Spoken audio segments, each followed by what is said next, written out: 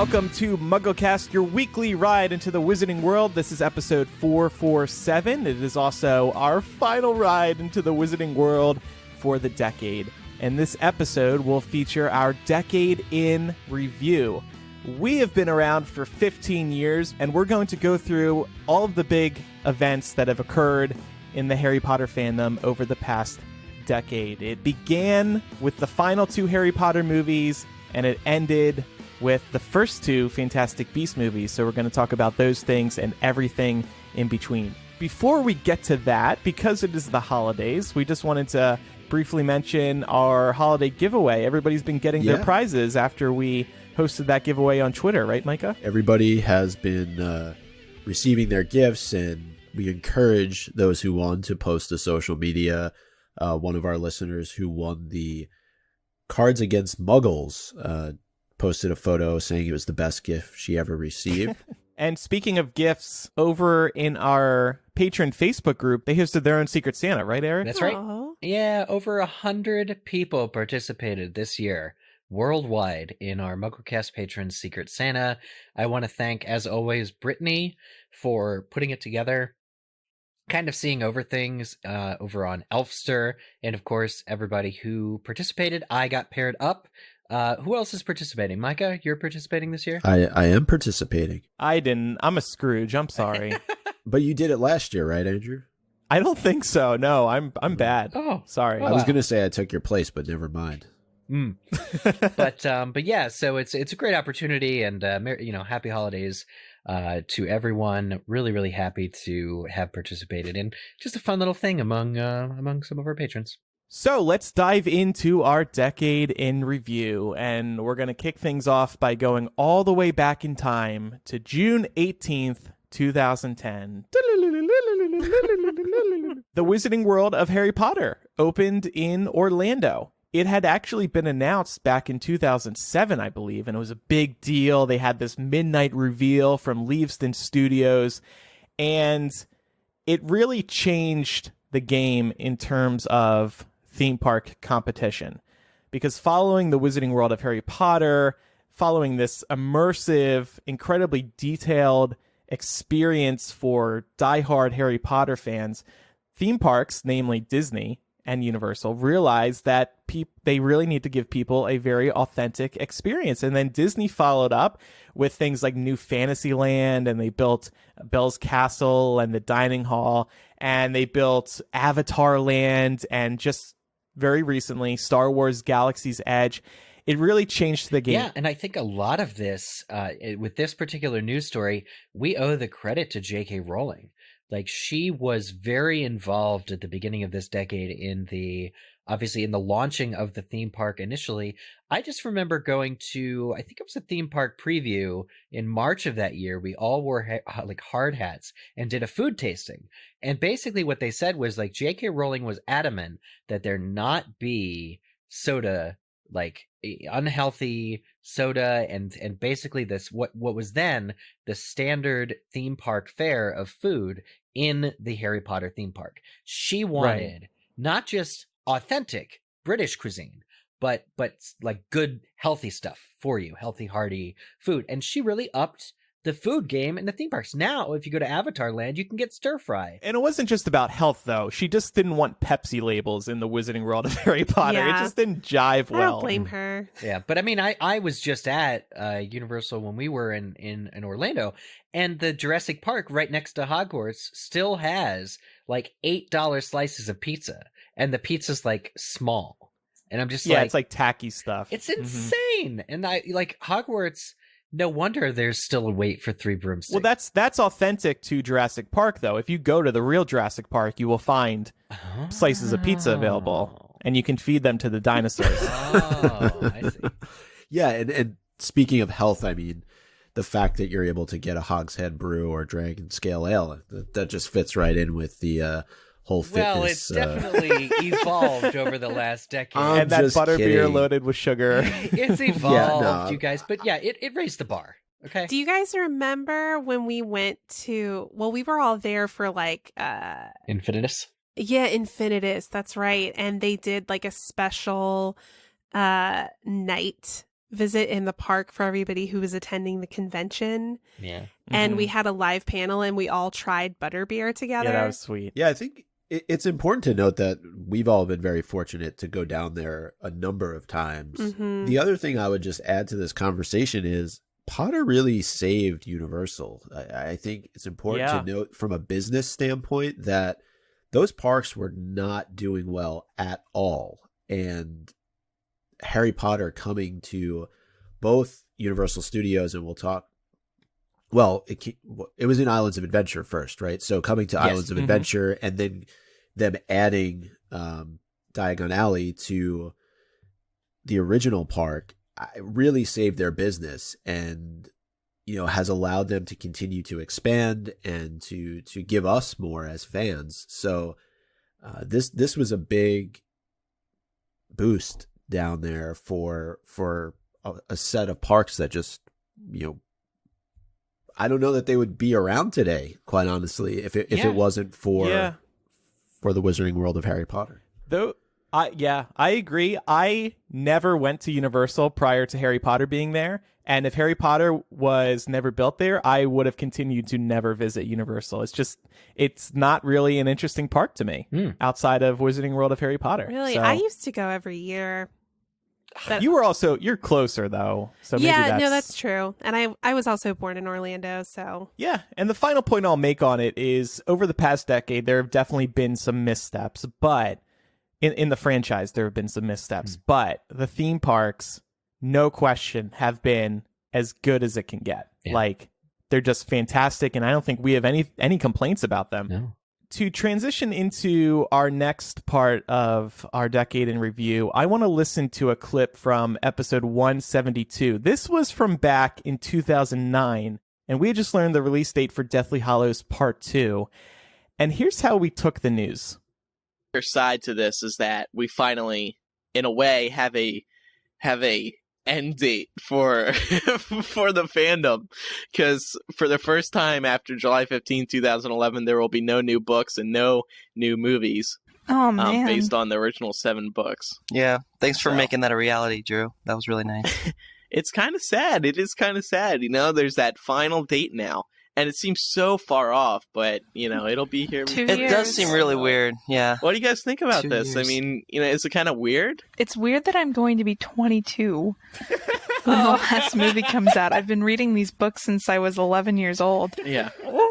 We should, I'll be 21 too. I'll be older, or 22, something like that. I'll be 28. Well, Does that make you feel any better, Laura? Well, no, I'm not talking about age. Like, I'm not using that as a factor. It's just been such a long, road, I guess, if you think about it. I mean, a lot of changes have happened in everyone's lives since we started reading these books, and it's just weird. Like, who knew when you were a kid or a teenager or whatever and you picked up the first Harry Potter book how different it would be 10 years down the road? I know.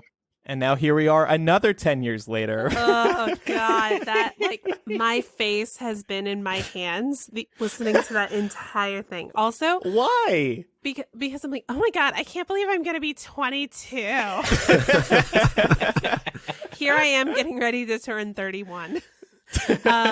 Also, I must have been hungover when we recorded that. I feel like I sounded so hungover. Andrew, possibly. too. No, I mean, you sound. We all sounded different. I was just going to add. I'm glad we sound a whole lot sexier now than we did 10 years That's ago. true. Yes, we have aged like a fine wine. 30 is the new 20, everybody. Yeah, indeed. But yeah, it's interesting to hear that, us talking about our ages aside, because we really thought after these final 2 movies, these final 2 Harry Potter movies, the franchise was going to be over. The fandom was going to end. That's it. So on November 19th, 2010, Deathly Hallows Part 1 was released. And I want to talk about this for a moment because this was the first time a studio decided to split one book into 2 movies. And I remember it was huge news when this broke.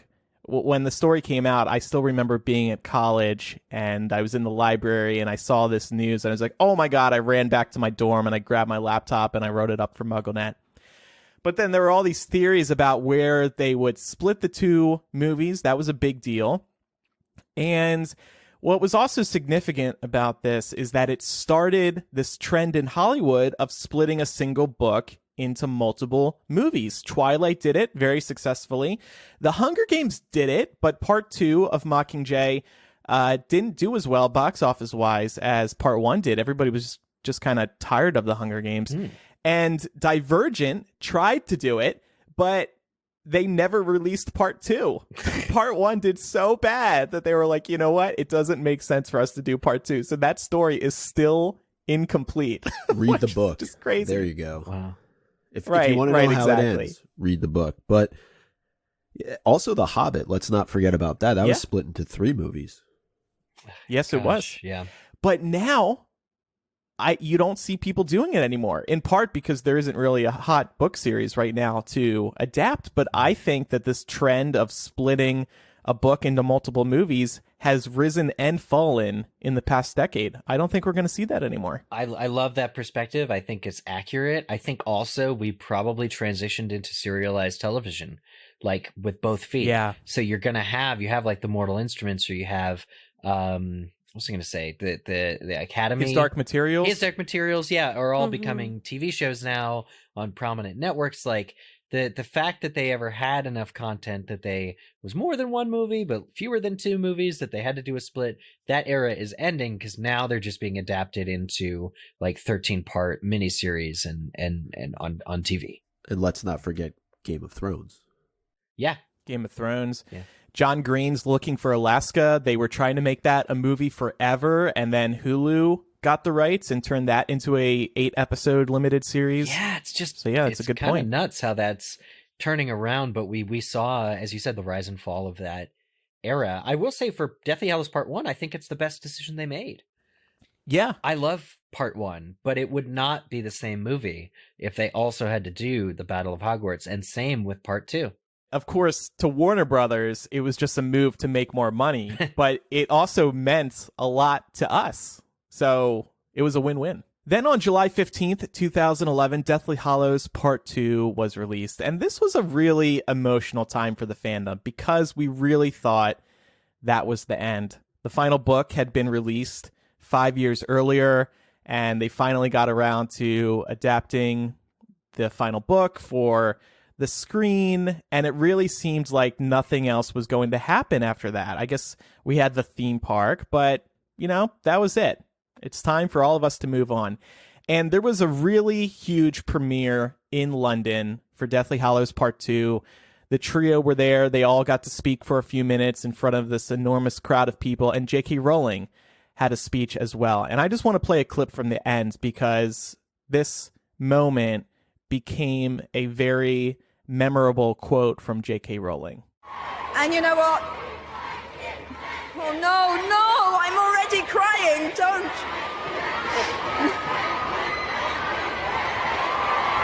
I know there are people all over the world right now waiting for the in cinemas for the film to start. But Dan has already said it. The stories we love best do live in us forever. So whether you come back by page or by the big screen, Hogwarts will always be there to welcome you home.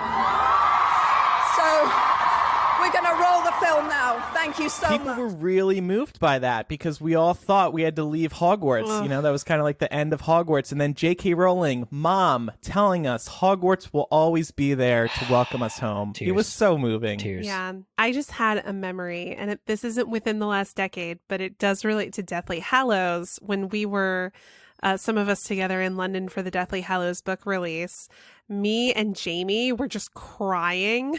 Yeah, I remember that. And he was like, Laura, this has been our lives.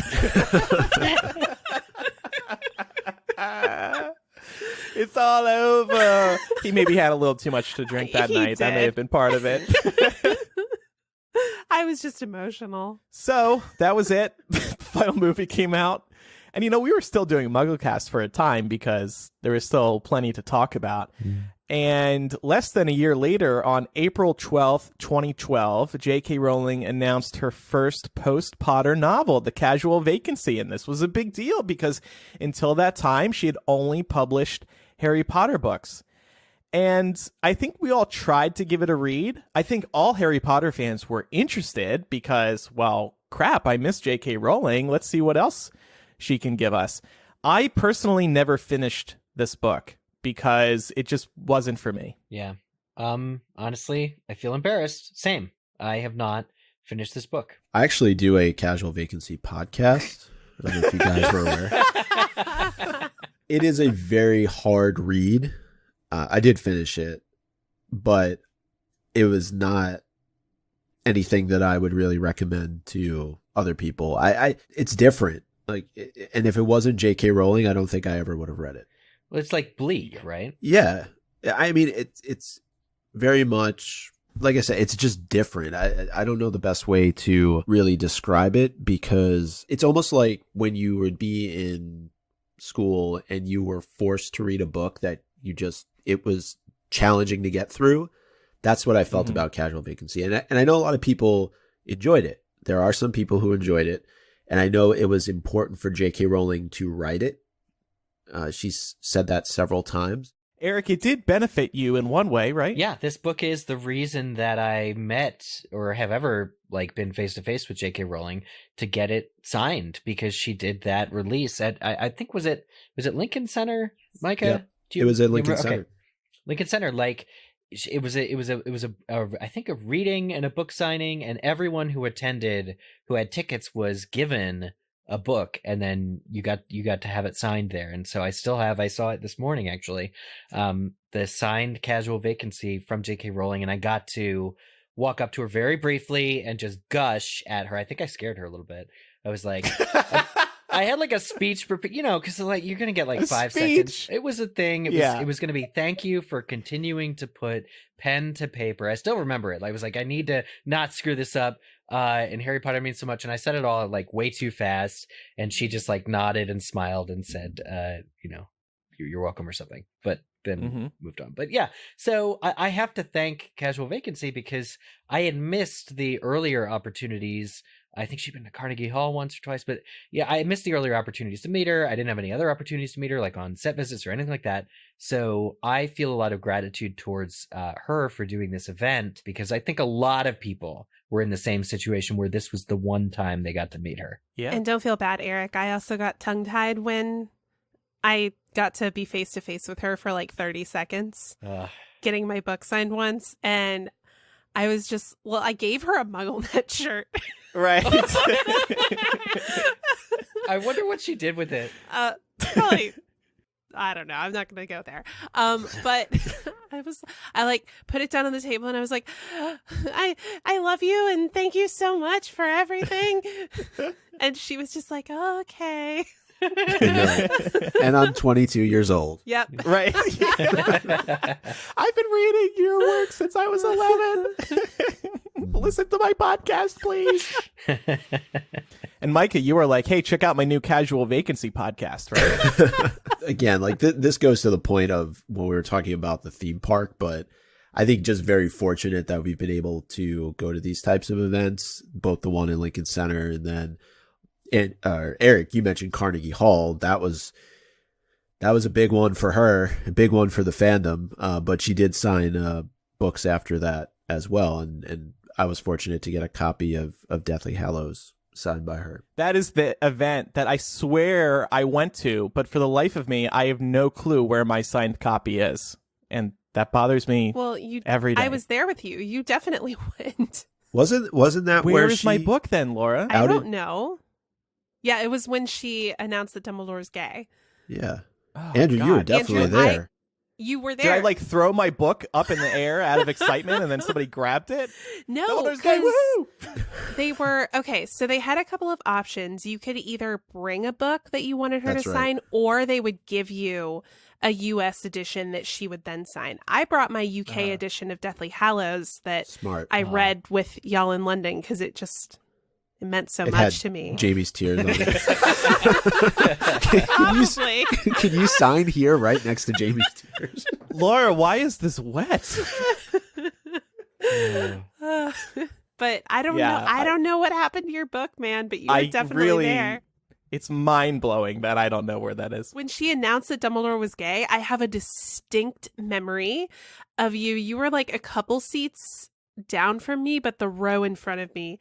And you stood up. You ripped off your shirt. You ran up the stage. I've not heard this part. I haven't either. Yeah, What? no, you like threw your arms in the air and you were like cheering with all the people. Holy who, shit. Yeah, you were into it. Oh my gosh, I forgot. It was such completely. an I guess I blacked impactful out. moment for you, Andrew, that you lost it. It's somewhere out there. So anyway, April 14th, 2012, Pottermore launched. And that, again, was a really big deal because we were all sad that it seemed like the fandom was over. And then J.K. Rowling's rolling something out called Pottermore. Oh my gosh, we're getting more Potter. At launch, Fake we were news. only able to access book one. Mm-hmm. It was a really exciting opportunity for Harry Potter fans because J.K. Rowling was offering more information about various aspects of the Harry Potter series. It took us chapter by chapter through the books, and we would get additional writing on the Sorting Hat, on specific characters, and it was really good stuff. And as I said a few episodes ago when we were saying goodbye to Pottermore, because it also fell in this decade, that was at a time when people wanted J.K. Rowling to share more information. Unfortunately, people are seemingly tired of her doing that, which I think is really a bummer. But we used to really like that type of thing in the early 2010s. The one thing I remember distinctly about the Pottermore launch was just the way that even though kind of as we've been talking about, in a way it felt like it was over, the fact that J.K. Rowling and the team behind Pottermore they included the fan sites in this announcement.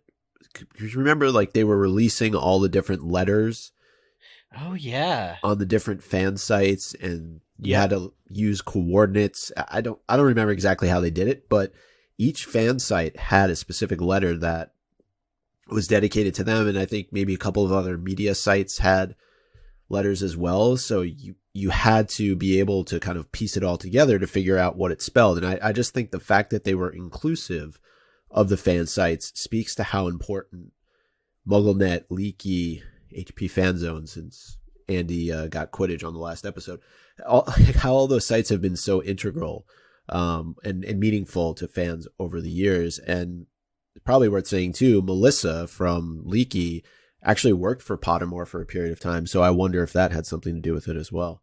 It was a real sweet spot. It was a really nice time in fandom where the fan sites were still getting exclusives like this.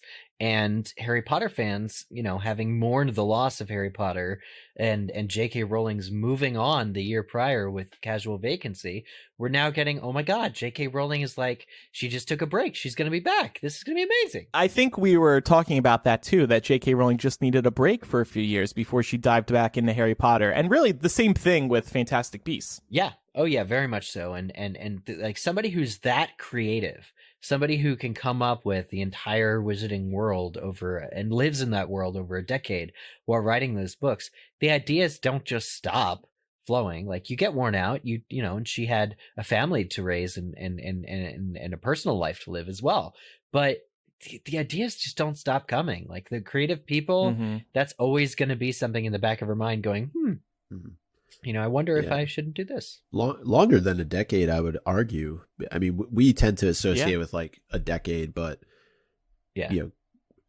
this probably dates well back to the early 90s when she like 91. You're was right. conceptualizing Sorcerer's Stone, and so it's almost close to, at this point, it's close to 30 years that it's been a part of her life. While she was taking a break from the world of Harry Potter, she was also working on another book. In April 2013, she secretly published The Cuckoo's Calling under the Robert Galbraith pseudonym. She did this because she wanted the experience of publishing as an unknown author again. She wanted to see what publishers thought of the book. She wanted to release it without all this attention being on her. She just wanted to get something out there that she felt passionate about without all the fanfare.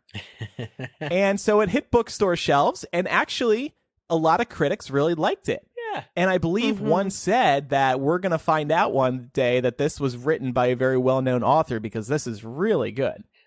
Yeah. It stayed secret until July 13th, 2013. That was when word of her publishing it leaked out. What happened was, in the weeks that followed its publication in April, one of the Sunday Times' writers who had read The Cuckoo's Calling tweeted her appreciation of the book. Shortly after tweeting, an anonymous person reached out to her and said, J.K. Rowling wrote this? And of course, the critic was like, wait, what? The writer replied to this anonymous person and said, how do you know for sure? And the user said, I just know, and then proceeded to delete all of her tweets as well as the account. So, of course, that raised a flag at the Sunday Times. The Sunday Times decided to dig. They connected the dots between the publisher and editor of the Casual Vacancy and The Cuckoo's Calling, and then sent the two books plus Deathly Hallows to linguistic experts who found, quote, significant similarities between the three. And so they reached out to J.K. Rowling's people for comment, presenting all this evidence, and that's when Rowling decided to come clean. I remember in a statement at the time, Rowling said that she had wanted to keep it secret for a few months more. That leaker ended up being the friend of the wife of a lawyer at Russell's Solicitors, who are an entertainment firm who had worked with J.K. Rowling. So someone who knew someone who knew someone ended up leaking this, which is just silly. Wow. Yeah. So a friend of a wife Of a lawyer. A lawyer. Is J.K. that Rowling. is that marriage still intact after this? Let's do some I don't digging. know. Yeah. I know that Rowling ended up going to court over this and got, I don't know who exactly, to pay a soldier foundation some money. So she ended up helping benefit a charity by suing over this leak. Good for her. But so when this leaked out, I ran to Barnes & Noble. Oh, yeah. And I grabbed a copy. I remember there were a couple copies on the shelf. I stupidly gave one to somebody else. I wish I kept that because it's probably worth some money. It's valuable because it does not say in the book that, obviously, that Robert Galbraith is a pseudonym for J.K. Rowling. After the leak came out, they added that to the inside flap. Yep. Do you guys remember going out and grabbing this book right away? 100%. Yeah, still where I was. I was in Niles, Illinois on Toohey Avenue. There was a Barnes & Noble. I was there for work. I went across the street to the Barnes & Noble, got the copies. The weirdest thing was, for an unknown author, it was on the shelves. Everybody, once this came out, you could find it. It wasn't I don't know, they must have had a good secret back road for making sure that there were copies out there getting reviewed. Because isn't it a little weird that we all could find it once the word broke? Right. Yeah. I guess they wanted to make sure it was as available as any other good book. They just weren't anticipating lots of sales, because once this leak did happen, I remember they immediately put another run into print because obviously there was about to be a ton of demand. Right. Yeah. I love that she did this because she wanted the story to too. stand on its own merits. Yeah. And not just be lauded because she was the one who wrote it. I actually didn't end up reading this until a couple years after all this transpired. But I remember I got the first one for my birthday, and I just sat around all day on my birthday and drank tea and just devoured this book. I read the whole thing in a day. It's just such a good story. And her writing is impeccable in this book. It just brings back a lot of memories about the Harry Potter series in the detail that she uses. And it's a mystery, fundamentally. This is what separates it from Casual Vacancy, which is more of a gritty, political, interpersonal, kind of adult book. This manages to have that sense of wonder in the whodunit, and it's genre fiction too. So J.K. Rowling is really just in her element, and that's why this book works. Right.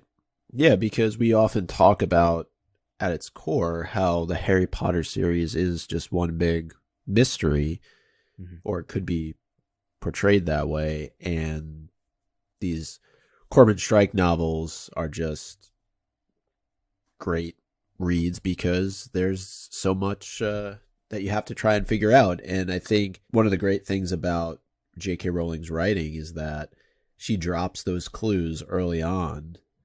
And if you go back and take a look, you're like, oh yeah, you know what?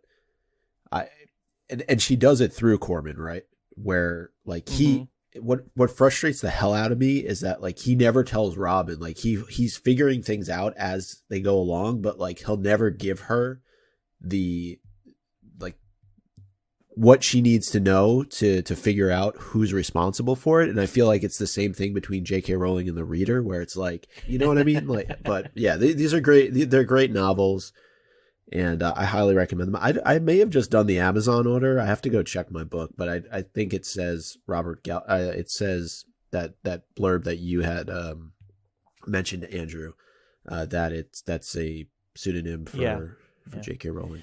Whenever I go into a used bookstore now, I look for copies of The Cuckoo's Calling because I want to find one that doesn't have J.K. Rowling's name in it. It would be so exciting to find another one of those. Oh, man. So, a month later, MuggleCast ended. Oh, August 27th, 2013. We ended the show at episode 269. It just felt like it was time. The final movie had been released a year earlier. There wasn't really anything else happening in the world of Harry Potter. We had been in existence for what? 9 years at that point? 8, yeah. 8 years? 8 full years, yeah. It just felt like it was time. I know personally, admittedly, I felt like our time with MuggleCast was over. I was ready to move on. Mm-hmm. I was certainly grateful for everything MuggleCast had brought me. I mean, so many opportunities and friends I never would have had otherwise, but I was ready to be done with the show. Do you guys remember MuggleCast, that podcast? It hasn't been on the air for like 6 years. It ended in 2013. I wonder where those people are now. Like J.K. Rowling, I felt like I needed a break. Seriously, like we had been doing it for so long and we were doing it weekly. It was just time. Yeah. I agree. I think we were all kind of that mindset. Maybe tired was the right word too, where we had just reached a point where we had been talking about Potter for so long of a period of time, week after week, month after month, year after year, and it didn't seem like there was much in the future that we could really create a show where there could be weekly discussion or I mean, we did take a period of time where we weren't going weekly anymore, right? We were going like every other week or every month, and then it finally just wound down, and I think it was also just because Andrew, Eric, and myself were the only 3 kind of remaining hosts, and a lot of the other hosts that had been on the show for a long period of time had moved on to other things, and so I look back on it and say, it was the right decision at that time, but then 2 weeks later, we decided, oh, you know what? 2 weeks later. MuggleCast ended on August 27th, 2013. On September 12th, 2013, J.K. Rowling and Warner Brothers announced the Fantastic Beasts series. And, I mean, this news was massive. It came out of nowhere. There were no rumors ahead of time. Rowling had said in a statement, she was very clear, it's not a prequel nor a sequel to the Harry Potter series, but an extension of the Wizarding world. The laws will be similar, the hidden magical society will be similar, but it's telling a new story. She even said, it all started when Warner Brothers came to me with the suggestion of turning Fantastic Beasts and Where to Find Them into a film.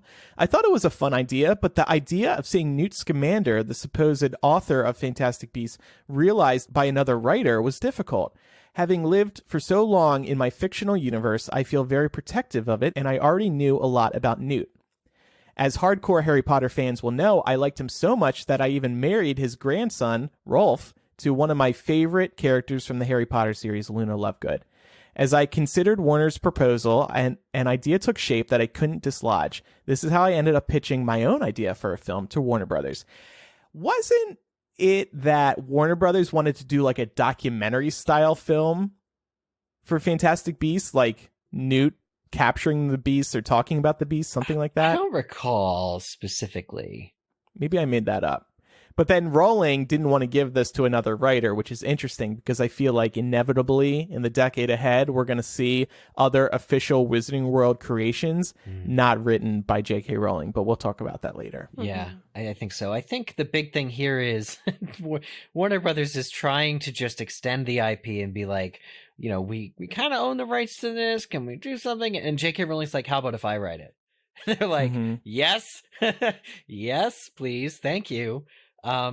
It's just so interesting that the story really inspired her enough, and she had enough time away and had done enough different things that now it was time. She was going to be writing movies, for crying out loud. And I think two movies, neither a sequel nor a prequel. That I think is BS, but you know, because she obviously kind of centered it around, even in the first film, positioned it to be the lead in to Grindelwald taking over and sort of his reign during the Second World War. And so I think that that's the story that seemingly really spoke to her.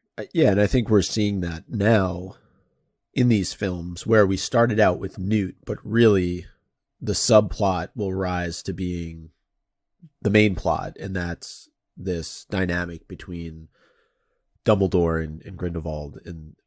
But I'm just kind of looking at the episode 270 notes that we have here from when we discussed the fact that Fantastic Beasts was being announced, and it's really funny. It's like, we're back already. Yeah, we released that the same day that J.K. Rowling and Warner Brothers announced this news. Yeah. And at the time, they were calling it a 3-part film series. That's right. Then 3 years later, J.K. Rowling announced it was going to be 5 parts. She said that I originally said 3 just as a placeholder until I figured out this whole story. So, yeah, 5 films. I have a confession to make. When I first heard about this, I was like, what? Like, you're making 3 movies out of a 42-page book? Right. And then I heard it was up to 5, and I was like, no. You've got to be kidding me. But later, I learned, of course, that it's a whole story that she developed about Newt's character, so I get it. But at the time, I was just like, what? Yeah. Well, you weren't alone, because I think everybody was wondering how she could make 3 movies out of this and why this would need to exist. But then once we saw Fantastic Beasts 1 and we were starting to see the Deathly Hallows and how this ties into Grindelwald and Dumbledore, it started to make sense. It started to have a purpose and be worthy of the original Harry Potter film series. I think this was the best way to go. If they were going to do another film series, it should lead up to the global Wizarding War and Dumbledore's epic fight with Grindelwald and that whole backstory between those 2 characters and what happened to Ariana. Absolutely. And it's interesting that we did pose the question that early on, will J.K. Rowling be involved with all the films in the series? Maybe we knew something even back then that proved to be true. And then also just what does it mean for the future of the podcast? I'm interested now to go back and listen to what we thought. Yeah. Would be the future of our show based on this announcement. And then even though we came back for that announcement, we didn't do an episode until later that year. So we were still kind of just doing episodes whenever we felt like it. But that wasn't the only expansion of the franchise that year. We learned December 19th, 2013, that a Harry Potter play was in development. What's interesting about that news, here we go, looking back, was the original idea was not what it would become. This is a quote from the announcement back in December 2013. The brand new play will explore the previously untold story of Harry's early years as an orphan and an outcast. Featuring some of our favorite characters from the Harry Potter books, this new work will offer a unique insight into the heart and mind of the now legendary young wizard, a seemingly ordinary boy, but one for whom destiny has plans. And we had also heard that this was going to follow Harry's years under the stairs. And I remember we were all just like, what? We're just gonna like watch Harry sit in the cupboard under the stairs? This sounds so dumb. I, for one, love this idea over the existing idea. I want it to Really? be a grounded family. I mean, I had no idea the level of spectacle that they would end up pulling out for the Cursed Child. I don't think any of us really understood until they did it how groundbreaking and amazing it would be. So I did think, oh, well, if it's a stage play, then that would obviously be more suited for like a heady psychological drama about an abused child. Like, I thought it like fit at the time. Is that good for fans, though? I mean, it would have been void of magic because Harry didn't really have his magical abilities. Well, it might be that you could cut away to Dumbledore and McGonagall discussing Harry's growth throughout the years or something like that. It is just fascinating how vastly different the end play became from the public press release of the original, like, that you found here. And, you know, we were just talking about this behind-the-scenes Cursed Child book a few weeks ago, and that completely glosses over this idea for the play, which is too bad. They're like, they want to erase this, but it was very real. I mean, they announced this with all these little tidbits, and it was very much going to be a play about Harry's life before Hogwarts. Mm-hmm. Then on June 26th, 2015, they threw that idea away and announced the title, Harry Potter and the Cursed Child. Then September 24th, 2015, J.K. Rowling announced on Twitter that the play will be 2 parts due to the epic nature of the story. Do you guys remember, were you skeptical, excited about 2 parts? I'm sure we made some joke about Deathly Hallows. Everything's better in 2 parts. I don't even remember. I do think, I wouldn't say the epic nature of the story is the reason for it. I think the epic nature of the production is the reason for it being split into 2 parts. I would not give credit to the story itself. I would give credit to the production that's put on, just how I feel about the story itself. Yeah, and June 7th, 2016, The Cursed Child began previews, and then the next day, June 8th, 2016, J.K. Rowling called out Hypable on Twitter for spoiling the plot. So, good times. Oh, I remember this. If you don't want Cursed Child spoilers, avoid Hypable. #Wormtaily. That was a rough tweet to wake up to. At least she tweeted you. Yeah, that was great. Hypable. We posted some spoilers. We posted the Hogwarts house assignments. That was it. And we didn't do it blatantly. We hid it behind a spoiler warning. It wasn't like we were spoiling anyone who didn't want to be spoiled. We kind of saw that later on as J.K. Rowling sending a warning signal to other sites. Hey, don't go and drop massive spoilers online, or else I'm going to call you out. Right. So we were kind of made an example of. Yeah, but I just recall everybody wanted spoilers. Everybody, it was such under wraps. It was so. And why was that? Why did everybody want spoilers?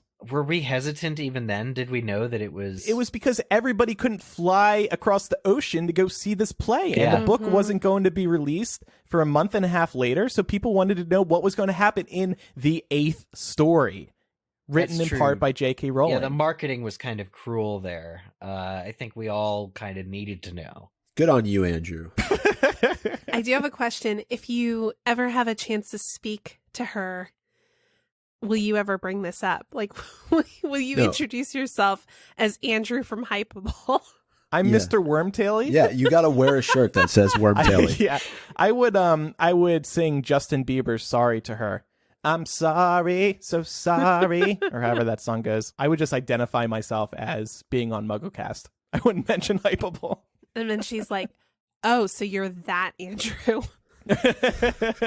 No. That's another Andrew you're thinking of. That's funny. I did go to the Lyric Theater recently because as being part of Wizarding World Gold, you can get pins at different locations that are important to the Harry Potter series. And of course, you can do so at the theater where Cursed Child is playing here in New York. And of course I go, and there's a guy sitting right outside, security, fine. And I talked to him, and he's like, "Oh, the store is closed." Now, mind you, it's 5:00 in the afternoon on a Friday. The doors are Wow. wide open. You can see into the merchandise shop where you can get this pin. And so, I had a conversation. He gave me the hours where the store is open to the public, and I said, fine. But it's like, come on, like that should be I'm paying you a premium. That should be in the Wizarding Gold section of this app because, Oh. I mean, I'm lucky that I live in New York and I can pretty much go there anytime to get it. But like people who may be coming in from out of town and they want to pick this thing up, You like, should have said to him, "Excuse me, sir, I am a gold member. You will let me in right now." So that's Chris Child in a nutshell. Jumping back now to July 8th, 2014, the Wizarding World of Harry Potter opened its first expansion at Universal Orlando. It was Diagon Alley. Really, really, really well done. I think they learned a lot from the first park, Hogsmeade. For example, there is a lot more shade, which is really great during those hot Orlando summers. The detail is just incredible. I feel like you can get lost in Diagon Alley as well. Oh, yeah. I remember going there the first time and not really knowing which direction to head because there's a bunch of different paths you could take. And that was so exciting. And then Wizarding World Diagon Alley was also super interesting because they added the Hogwarts Express, which connected Diagon Alley to Hogsmeade. And brilliantly, you need a park hopper ticket to ride the train, and it takes you from one park to the other. It's super cool. I know it might be seen as a little slimy, but the experience is just so spectacular. And like, if you're visiting Universal, you should probably visit both parks anyway to make the trip more worth it. I agree. I also, to your point about feeling lost at Diagon Alley, I wanted to comment on the first time I walked up to the front of King's Cross Station, I wasn't entirely sure where to go. Yes. Like, my brother said this to me recently too. Yeah, and I loved it because it made it so authentic. Like, you kind of had to poke around and figure out where the entrance was. Yeah. You have to, you just kind of figure it out based on where other people are heading, but there's no signage to show you, hey, head through this brick wall to experience Diagon Alley. I wonder how many people ask employees sometime, like, where the heck is this dragon and this Diagon Alley ride? That could be a secondary job duty of the night bus guy. Like having a staff member poised right at the exit, or King's Cross people might be trained to say something a little, quippy. I love how on this show we're just giving people more responsibility in their day-to-day jobs, like the security guard at the theater. They have him hand up pins. Yeah.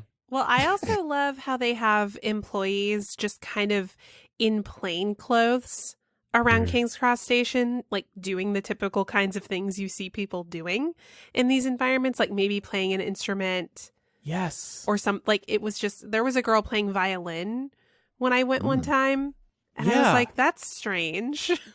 It's genius Yeah. because it adds to the authenticity, and it's like, wait, is that person an employee here, or is it just like a park goer who decided to play violin? You can't really tell. Yeah.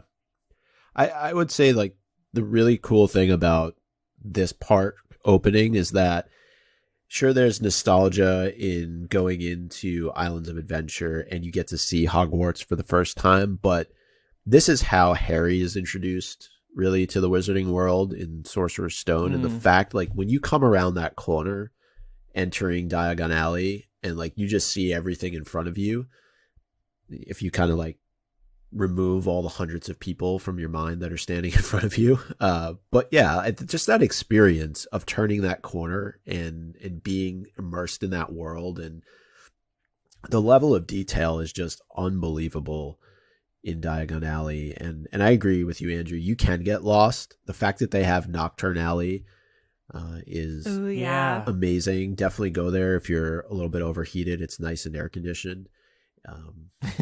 And what were they thinking? Adding a dragon, like a fire breathing dragon, as if it's not hot enough that, because you can feel that. Like if you're standing close enough, you can feel but that. it's only breathing fire for like 2 seconds. Fire is cool, Micah. I know. And you mentioned the details. My favorite detail that I always love to point out to people is that the Leaky Cauldron sign is actually dripping water.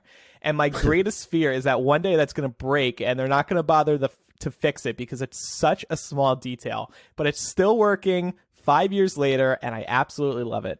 The one thing I'll say about Diagon Alley, and this may change in the future, but it does only have one ride, which is Escape from Gringotts, and I wonder if that will change. Yeah, I mean they get away by calling things attractions, like Celestina Warbeck is an attraction. The Eric, you love recreation her, of- man. but she's great, dude. But You performed on stage with her. I mean, I was quite a guest. amazing. I was pulled up once. I have pictures Oh. though. It was great. I think there's video. The tale of the three broomsticks recounting. These are attractions. Brothers, These are brothers. how Not, yeah. I mean, Tale of the Three Broomsticks might.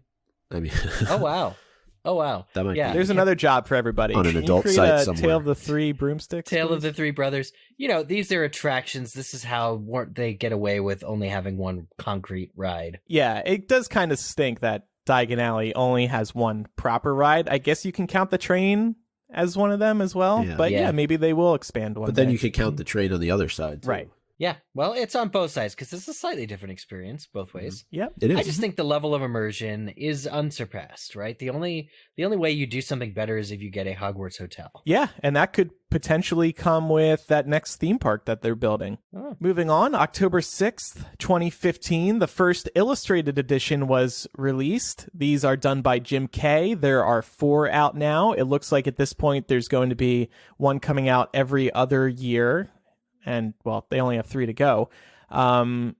We just love these so much. We've raved about them here on the show before. I'm so glad that they decided to take on this task. It's a huge task. It's taking them a while, but it is so worth it. And in the next decade, we're probably going to have this illustrated edition series complete. And I can't wait to see them all lined up on my bookshelf. Yeah, these are just beautiful. Like, there's really no debate there. I feel like these are very universally liked. It's another pure thing in the Harry Potter fandom. January 14th, 2016, something sad happened. Alan Rickman died at the age of 69 of cancer. This shocked everybody. We didn't know he had cancer. And it was just really such a sad day for the Harry Potter fandom because we all grew up watching this actor. He just did such a great job portraying Snape. Sometimes I still can't believe he's gone. Yeah, me too. Me too. Agree. It was one of those where you just get a gut punch. I remember feeling the same way with Robin Williams because Yeah. these actors and actresses are really a part of your childhood, of your formative years. And with Alan Rickman passing, I mean, we learned so much even about him after he passed, just the close relationships that he had with so many of the cast in Potter, that just the going above and beyond. Like, I know he obviously had a very close relationship with Daniel Radcliffe, but the fact that, you know, he would write notes to people or go see their shows and other projects that they were working on, it just speaks to the kind of individual that he was. J.K. Rowling tweeted a small tribute to him. Not that it matters, but it became her most liked tweet. She said, "There are no words to express how shocked and devastated I am to hear of Alan Rickman's death. He was a magnificent actor and a wonderful man. We have all lost a great talent, and his family have lost part of their hearts." So it was nice to hear from J.K. Rowling on that sad day. And he, as far as we knew, he was in good health. So Yeah, it was I just such seen a shock. I saw him on Broadway like a couple months before. Yeah. In a play called Seminar. Micah, you were at that, right? Yeah. Yeah, that month was also really hard because David Bowie died either a few days Yeah. before or a few days after Alan Rickman, and I was like, okay, stop it. I need my English idols to just stop dying. Yeah. Then later that year, November 18th, 2016, Fantastic Beasts 1 hit theaters, and we all loved it. It was a great start Yes. to the series. It was a cute movie. It was nice seeing Newt make new friends and seeing all these beasts, and it was wonderful to head back into the Wizarding World. Yeah. Andrew, you and I saw it together Yeah. Oh, that's so wholesome.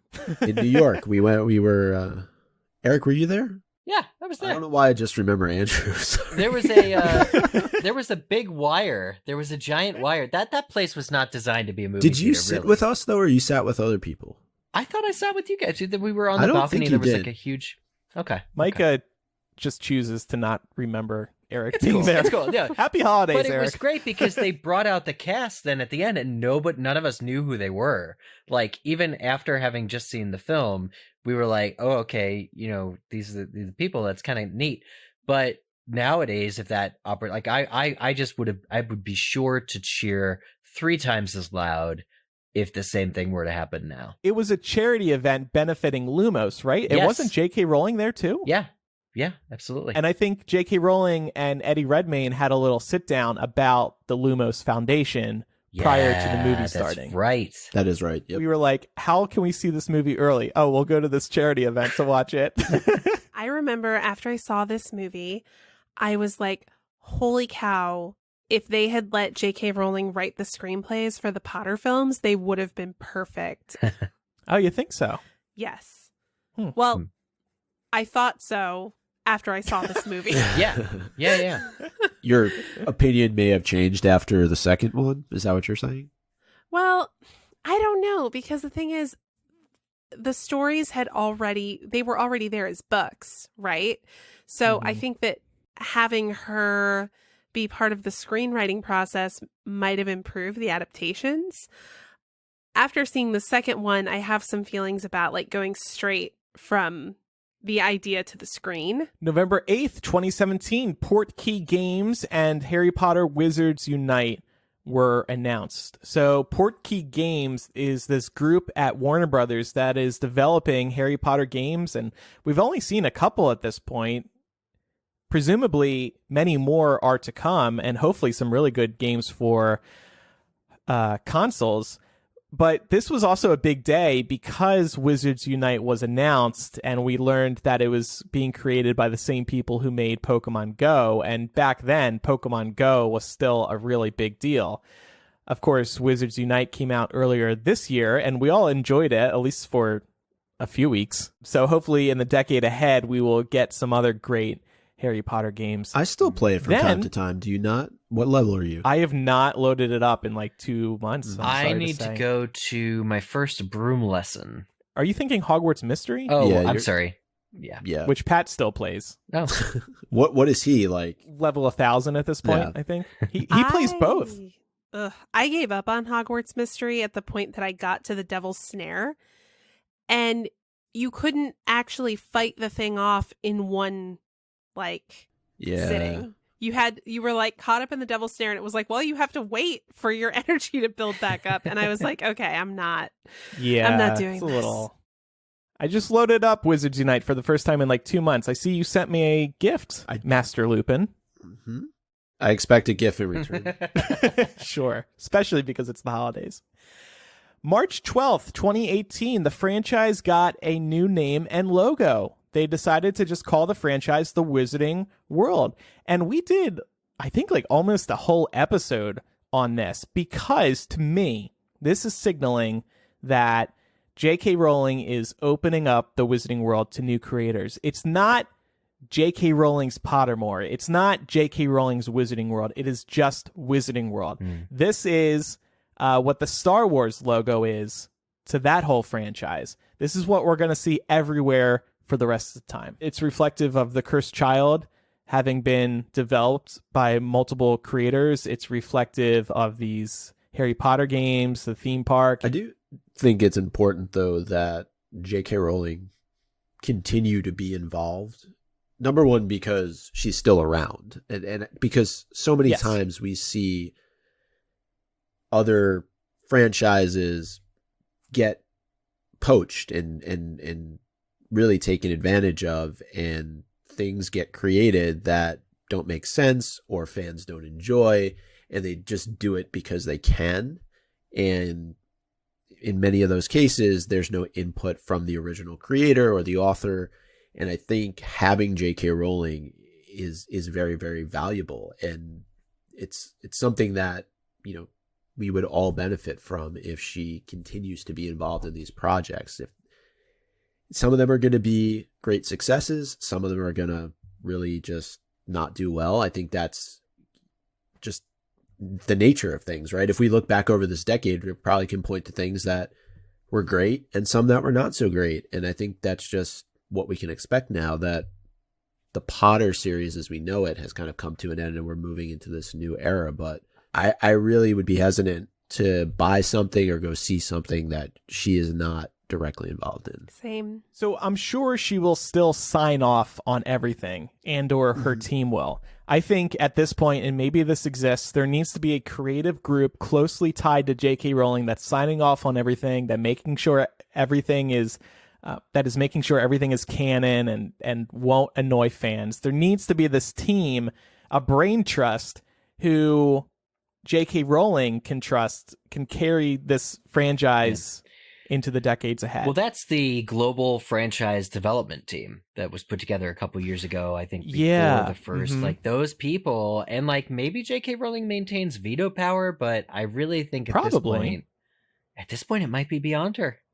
I mean, she's not going to be signing off, in my opinion, on things like Wizards Unite or any of these other games. That stuff doesn't really matter. But, like, anything to do with the film series, something as big as the play, any other potential new films or television shows, I think she will be involved to some extent. But I think we as fans are going to have to accept that this world is going to continue opening up, and it won't always be with J.K. Rowling super involved.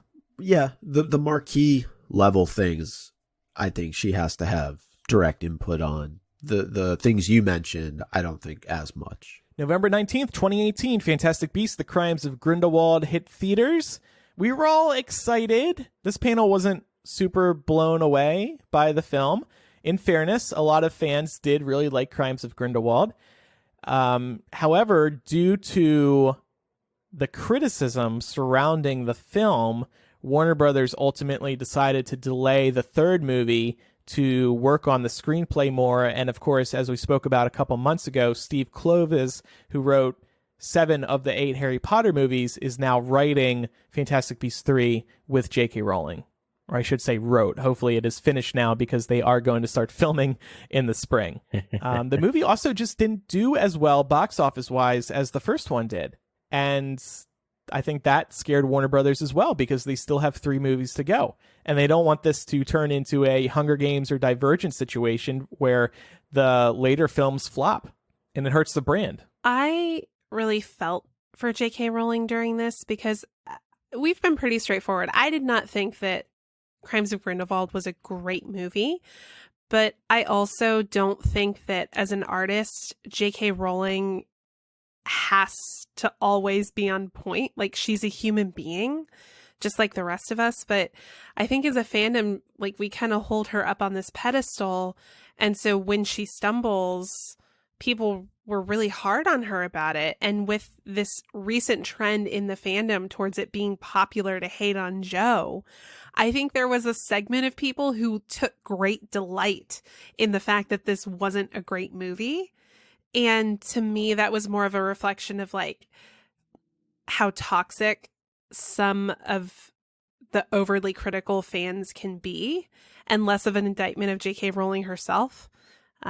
So I think it's an important moment culturally in the fandom as well, because there have definitely been moments in the fandom where I'm like, okay, listen, guys, like, you don't have to love everything she does, and it's okay to critique things, but you don't have to be rude. Like, you don't have to be mean-spirited about it. Yeah, and there's definitely been a lot of that this year on Twitter. I know she's no longer active on Twitter, and I honestly, given what I've seen on Twitter about her this year, I wouldn't blame her. Right? I don't blame her. No, not at all. Exactly. And actually, I think I forgot to include when she had originally joined Twitter earlier this decade. I believe it was 2014 or 2015 where she really became active. We all remember her or her team had created a @JK Rowling Twitter account, but she wasn't using it except to tweet "pen and paper are my priority at the moment." And it was kind of weird because she tweeted the exact same thing like 5 times. And Micah was so bored by these tweets that he infamously never followed her. June 2019.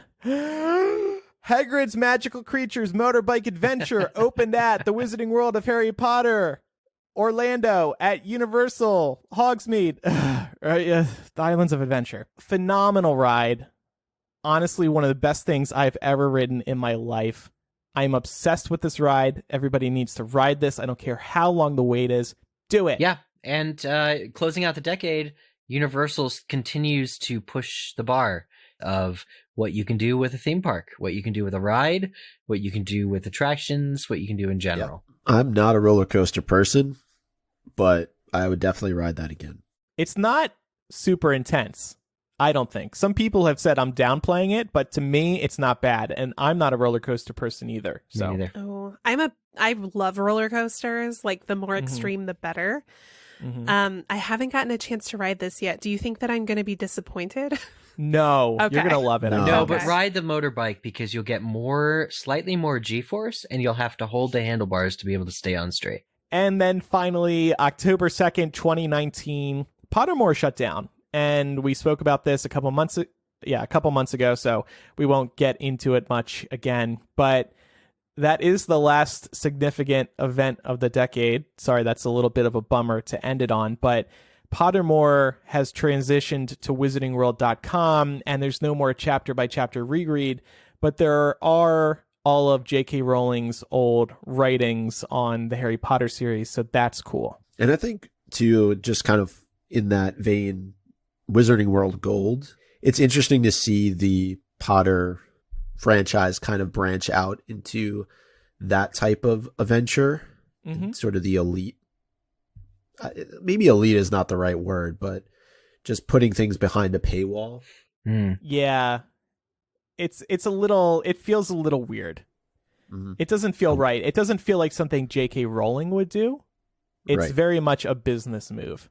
Totally. One other thing, and then there's no date really attached to this, but I just think seeing the growth of Potter podcasts over the course of the last decade, just how many are so relevant today, the fact that, MuggleCast and Pottercast are still around after all this time, but also some of the folks that we've had on in the recent months, and just seeing the success that their podcasts have had, with Mike from Potterless, and his whole story, and the Harry Potter and the Sacred Text, who we had on a couple weeks ago. It's just very cool to see the podcast community thriving at such a high level.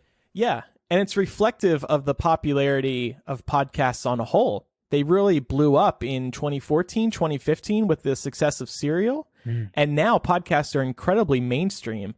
And we, of course, love that. It's benefited us, and podcasting has given us amazing opportunities. And we're so glad there are more podcasts than ever out there, because they're a really incredible opportunity for people who are passionate about things to blab about it for hours on end. So what do we expect in the decade ahead? I looked back at our final episodes of 2009, and unfortunately, we did not do this. And it would have been so great to look back and hear what we thought was going to happen in this past decade. So now we're going to do this, and we will look back at this in 2029. God, that's terrifying. Yeah. When Laura is 41. Wow. Oh my God. And we'll see how right or wrong we were. So I have a few ideas here. The Fantastic Beasts series will wrap. That hopefully will come to pass. They won't delay it further. Do we think that a new Wizarding World film series will be revealed by 2029? I'm waiting for this shoe to drop on Andrew Lincoln as the Quidditch Through the Ages guy, Kennel-worthy Wisp. I really want this for real, and all we have right now is an audiobook. Yes, he narrates that audiobook. Oh. That's why Eric keeps gunning for that. Yeah. I feel like we are either going to get a new Wizarding World film series, or we're going to get a TV show. Yeah. Either or. I don't think it would be both. I think one or the other. Oh, interesting. But Star Wars has film and TV going on right now. They do, but they just started doing that. And I mean, if you look at how much work they have left to do on Fantastic Beasts, do we think that they actually have the bandwidth to come up with another film series and also a TV series? That's a lot. That's a good point. Any TV series would be a reboot, kind of the original 7 or 8 films, right? I hope so. I would love for there to be a Harry Potter TV series. I need that. It feels inevitable because all of these streaming apps have all these big brands, and Harry Potter is noticeably absent. And I think the only thing that's holding any of these apps back from Harry Potter is J.K. Rowling. I don't think she's ready to sign off on a TV series yet, be it a reboot or something entirely new. I think that a future Wizarding World series in theaters will depend very much on how the rest of this Fantastic Beasts series goes. Good point. Yeah, great point. At least as it relates to this next decade, because so much of it, at least the first part of it, will be taken up by the Fantastic Beasts film series. Maybe, whether it's massively successful or, moderately successful or it completely bombs out. Particularly if it completely bombs out, I don't see Warner Brothers moving forward with another one, at least in this decade. Maybe they look beyond that, but I do think it's very much dependent upon how this goes in the next couple of years, particularly with the next film. But also what's worth noting here, I think, is that Harry Potter fans are still really passionate about this franchise. And 10 years ago, I don't think we would have predicted that. Yeah. And I think one of the best examples is that we all very proudly still wear Harry Potter sweaters and t-shirts, and we buy all this merchandise. And the fact that there's so much Harry Potter merchandise available is reflective of the fact that it still sells really well. So Harry Potter fans are still really passionate about everything and want to show their pride, even though it's been a decade since the final Harry Potter book was released. The big question for them is really, how do you tap into that next generation of fans, right? So with what you're talking about, people wearing the merchandise, a TV series would potentially do that. I just think that if you're a Warner Brothers, you have to try and figure out, okay, well, the core Harry Potter fan that grew up is now in their 30s, right? Or maybe even going into their 40s. How do I get that fan that is in their 20s or maybe even in their teens or even younger than that? Like, they have to do a lot of thinking about how they're going to market the series over the course of the next 10 years to track those younger fans. Two words, Micah. Baby Yoda. They need their own baby Yoda. The baby Niffler didn't work out, so let's get a baby Buckbeak or a baby Hedwig. I don't know. They need a cute character that everybody can rally behind. I also think that they need to be thinking about people, we're like the Harry Potter generation. We're the ones who grew up with these books. We're all having kids now. And so many of my friends who are big Harry Potter fans who have children are introducing their kids to the books. And I know we've heard the same thing from a lot of our listeners, that it's like this cyclical thing. And what sounds nicer than creating a Harry Potter TV series that you can sit and binge with your kids in the comfort of your home? Like, I'm just saying. True that. It writes itself. It would write itself. I think they just need to redo the Harry Potter books, because what do we always hear? The movies left out so much, and everybody would be absolutely ecstatic to see them include every detail from the books. Yeah, so I'm a big fan of the His Dark Materials trilogy, and that movie was just not good. The Nicole Kidman, Daniel Craig, I think, one that came out in like the early 2000s. That was not a good movie. Oh, is that why there wasn't a sequel? Yes. But how is the TV show doing? The TV show, I'm really enjoying. There are some mixed reviews amongst fans because there's been some movement of items in the timeline in terms of like what they're showing in the show. I think from a viewer perspective, it makes sense. But I feel like what you can't argue is that the production quality and the tone of the story, they're getting right. And they're also like, there's a lot of like atheist themes in the His Dark Materials series that they really shied away from in the movie. And they are not shying away from that in this show. So I think having a TV show just opens up more avenues to explore some of the more nuanced themes of the story and really get into the nitty-gritty details. And people love binge watching. So even if they're not Harry Potter fans who binged the books back in the day, look at how many people who never read Game of Thrones got into the Game of Thrones TV show. Yeah. And this could lift other areas of the franchise. People would want to dip into the Fantastic Beasts film series and the original Harry Potter movies and whatever else came next and the theme parks. I predict The Cursed Child will be broadcast in theaters in the decade ahead, in movie theaters, so everybody can see it finally. Also, just how about J.K. Rowling? What will she be up to? She did say over a year ago, back in May 2018, that after she finished writing the Fantastic Beasts 3 screenplay, she would be working on a children's book. She said it is not related to Harry Potter at all. So maybe we'll see that in the next year or two. Or maybe she published it under a pseudonym and there's another J.K. Rowling book hiding out there that we're all missing out on. Oh, man. I would love like that. to yeah, I mean, that'd be really cool to read, especially to the point that Laura raised earlier about how so many of us, and, people our age that grew up with Potter are now having kids, to be able to read, it doesn't have to be about Potter, but read something else that she wrote that's specifically geared towards children. And then I know you have here too, just more Cormoran Strike novels. Where's that story going? And yeah. Maybe she said there will be more. Yeah, something new also. I'd love to read something else that she's working on that has nothing to do with Potter. As long as it's not the Casual Vacancy Part 2. What if this children's book turns into a whole new series? And let's face it, Harry Potter 1, at least 2, maybe even 3, they were children's books. Mm-hmm. And they became books for adults, in my opinion. J.K. Rowling cannot help expanding things. The play is 1, then it's 2. Fantastic Beasts is 3, then it's 5. Deathly Hallows, the film, is 1, and then it's 2. It's like she can't help herself, and it's great for fans. Yeah, it is. And the one thing I would just caution against, too, and I know we've definitely talked about this, is, and it's hard, but we should never hold anything that she works on post-Potter to the Potter series. Right. It is never going to happen again, probably in our lifetimes, where you have something that is as successful and as impactful in the world of literature as that series. And we were just all really fortunate to be able to enjoy and to ride that wave. So Fantastic Beasts, Cursed Child, video games, TV shows, all that, right?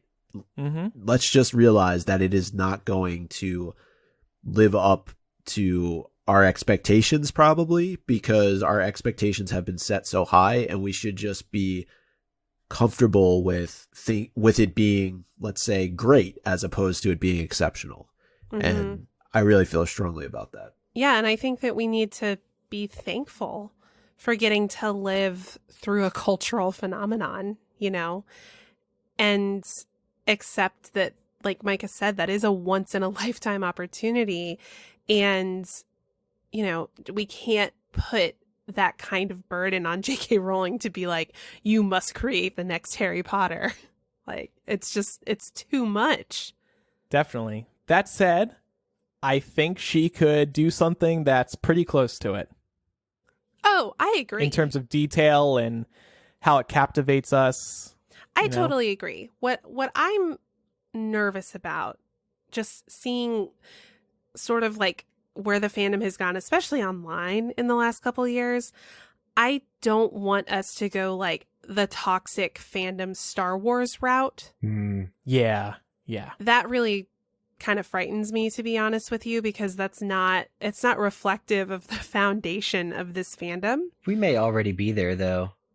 I know. Like, we're teetering. I feel like Star Wars, it's so well established and has had so long to breed that toxicity that I'm like, maybe we still have time to turn it around. I think we do. So, in bonus MuggleCast today, we will discuss the things we are absolutely sure will not happen in the next decade. And then in 2029, we can play those back as well to see how right or wrong we were. That'll be available at patreon.com/MuggleCast. In exchange for supporting us, you get cool benefits like bonus MuggleCast. You can tune into our live streams. Thanks to everybody who sat down with us on this Saturday morning for 3 hours as we recorded 2 episodes back to back. You will also get your name on our thank you page on MuggleCast.com, access to show notes, and a whole lot more. Patreon.com/MuggleCast. Join our community today. If you want to get in touch with us about anything we have discussed today, head over to MuggleCast.com and use the contact form at the top of the site. You can also email us, MuggleCast@gmail.com. That is the same email address you can use to send us a voice memo so we can hear your thoughts. It's time now for Quizzitch. Yes, remember, there was no question last week because there was no time for people to answer it between recordings. But this week there is a question. And since we're in between years and we were talking a lot about Cursed Child, here's an overarching Harry Potter question for you.